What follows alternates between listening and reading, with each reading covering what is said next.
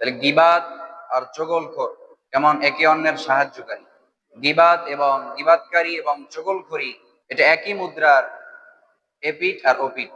পার্থক্য শুধু গীবাতকারী গীবাত করে তার স্বাদ অনুপাতে, মজা নিয়ে, আনন্দ নিয়ে, আর চগলখোর চগলখড়ি করে হিংসা, ফাসাদ এবং দ্বন্দ্ব সৃষ্টির উদ্দেশ্যে। গীবাতকারী গীবাত করে কিসের জন্য? আনন্দ, মজা নেওয়ার জন্য। আর চগলখোর চগলখড়ি করে কিসের জন্য? হিংসা এবং দ্বন্দ্ব সৃষ্টি করার জন্য।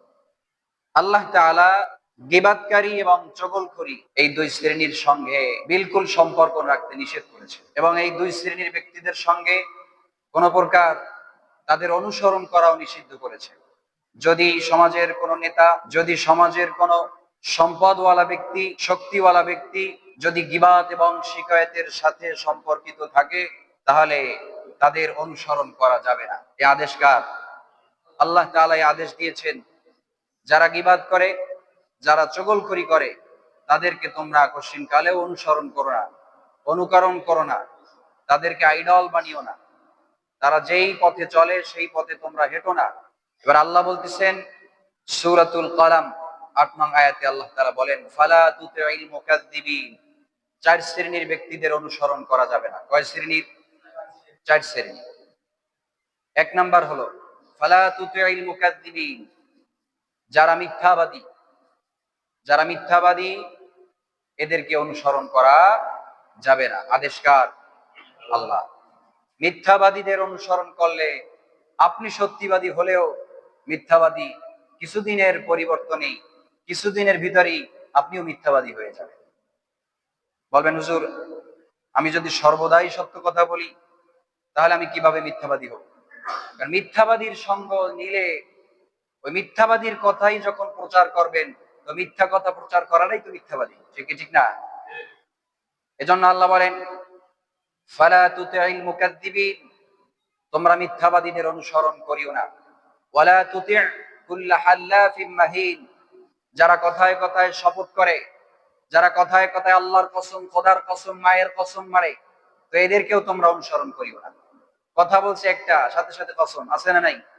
এদেরকেও আল্লাহ তাআলা অনুসরণ করতে না করছেন।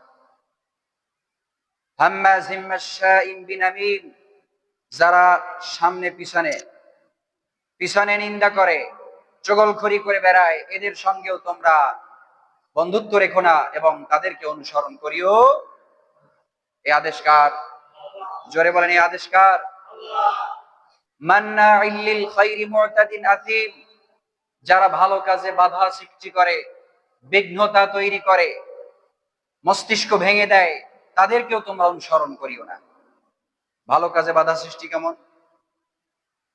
সমাজের ভিতরে এক শ্রেণীর যুব সমাজ মিলে একটা মাহফিলের আয়োজন করতে চাচ্ছে, অথবা একটা মজমা বা জলসার আয়োজন করতে চাচ্ছে।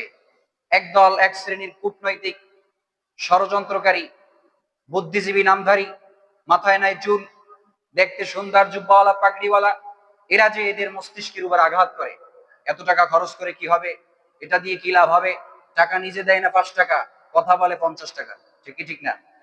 এরকম সমাজের ভিতরে আছে না নাই? এরা হলো সর্বনিকৃষ্ট ব্যক্তি। এদের থেকে, সমাজ থেকে এদেরকে বয়কট করা উচিত। আর এদের সাথে যারা মিশবে তারাই নষ্ট হয়ে যাবে। এরা ভাইরাস, সমাজের ভিতরে কীট পতঙ্গের মতন এরা বেয়ে বসে আছে। এদের থেকে আমাদেরকে দূরে থাকতে হবে। এখন এই চার শ্রেণীর ব্যক্তিরা কারা? যারা ভালো কাজে বাধা সৃষ্টি করে, মস্তিষ্কের উপর আঘাত করে, ইমামের মস্তিষ্কের ভিতরে কূটনৈতিক কথা ঢুকিয়ে দেয়, আঘাত সৃষ্টি করে তার মন মস্তিষ্ক ভেঙে দেয়, তার অস্বস্তি, তার ভাবমূর্তি নষ্ট করে। তো এরা কারা? এরা হলো উতুল্লিম বাদা যালিকা জানিম। আল্লাহ পরবর্তী আয়াতে এদের পরিচয় প্রকাশ করে দিচ্ছেন, এরা আর কেউ নয়, চরম পাপিষ্ঠ যার সন্তান। এরা বৈধ সন্তান নয়। চিল্লায়া বলেন ঠিক কি ঠিক না? আপনারা ঠিক করলেও ঠিক, ঠিক না বললেও ঠিক, কারণ এই কথা বলছেন কে? আল্লাহ বলছেন।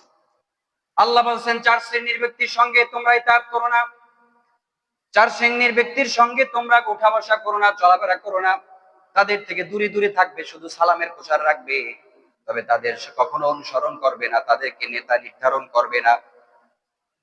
এরা কারা? আমরা জিজ্ঞেস করলাম। রব্বে কারীম বলেন, ফালা তুতিল মুকাদ্দিবিন, ওয়াদ্দু লাউ তুদক ওয়ালা তুতি' কুল্লা হাল্লাফিন মাহিন হাম্মাজিম মাশশাইন বিনামিম মান্না'ইল লিল খায়রি মু'তাদিন আথিম উতিল্লিম বা'দা যালিকা জানিম। এরা চার শ্রেণীর ব্যক্তি, যারা মিথ্যাবাদী, কথায় কথায় মিথ্যা বলে, যারা কথায় কথায় শপথ করে, যে গীবাত করে, চগলখড়ি করে। 4 নম্বরে যারা ভালো কাজে বাধা সৃষ্টি করে। এই 4 শ্রেণীর ব্যক্তিদের সঙ্গে বন্ধুত্ব স্থাপন করিও না, তাদেরকে অনুসরণ করিও না, তাদের থেকে দূরে থাকো, তাদের কোনো পরামর্শ নিও না, তাদের কোনো মজলিসের ভিতরে তাদেরকে রেখো না, সবকিছু আলাদা করে দাও, কারণ এরা ভালো সন্তান নয়, এরা অবৈধ সন্তান।